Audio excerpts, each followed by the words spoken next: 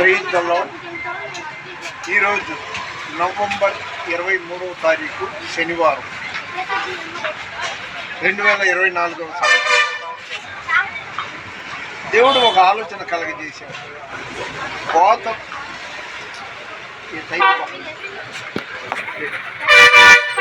విస్తారంగా ఉంది, పనివాళ్ళు తక్కువగా ఉన్నారు. ఈ మాట ఎందుకు అంటున్నానంటే, సేవకులు లేదా విశ్వాసులే యేసు ప్రభు యొక్క మాట నిర్లక్ష్యం చేస్తారు. కోత విస్తారంగా ఉంది కదా, పనివాళ్ళు తక్కువ కదా. అలాంటప్పుడు ఇదే విజయవాడలో ఒక అపోస్తులుడు ఉన్నాడు. అపోస్తులుడు కాదు, ఆయన అపోస్తులుడు అని చెప్పుకుంటాడు. ఆయన తన కొడుకుని ఉన్నత చదువులు చదివించాడు. ఇంకొక ఆయన తాడేపల్లిలో ఉన్నాడు.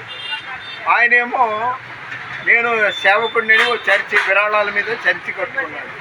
కానీ ఆయన తన కొడుకుకి వ్యాపారం పెట్టించాడు. తాడేపల్లిలో, ఉండవల్లి పక్కన తాడేపల్లి వ్యాపారం పెట్టించాడు.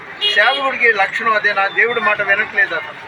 ఇంకా కళాకర్తలపై ఇంకొక ఆయన హైదరాబాద్లో ఒక ప్రొటెస్టెంట్ బిషప్ ఉన్నాడు. ఆయన అంతే, ఈ సేవ చేస్తే మన బొచ్చులో రాయే కాబట్టి నువ్వు ఉన్నత చదువులు చదువు అని పెద్ద చదువులు చదివించాడు. తస్మాత్ జాగ్రత్త, దేవుడు అన్నీ చూస్తున్నాడు, వింటున్నాడు. మనమే నలుగురికి చెప్పాల్సిన వాళ్ళం. మన కొడుకుల్ని పెద్ద పెద్ద చదువులు చదివించి ఆస్తులు సంపాదించుకోవాలనుకుంటే అది మన వెంట రాదు. మన వినికిడిలో ఒక చిన్న మాట చెప్పి చిన్న పాట పాడి ముగించేస్తాను.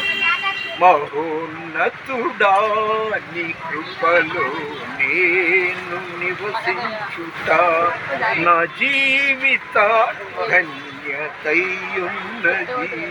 మహోన్నతుడా నీ కృపలో నేను నివసించుట, మహోన్నతుడా నీ కృపలో నేను నివసించుట నా జీవిత ధన్యతయున్నది. ఈ రెండు మాటలు చెప్పడానికే నేను వీడియో చేయించాను. మన వినికిడిలో దేవుడి కొన్ని మాటలు దీవించును గాక. దేవుని పరిచర్యలో మీ రత్నం ఫ్రాన్సిస్. God bless you.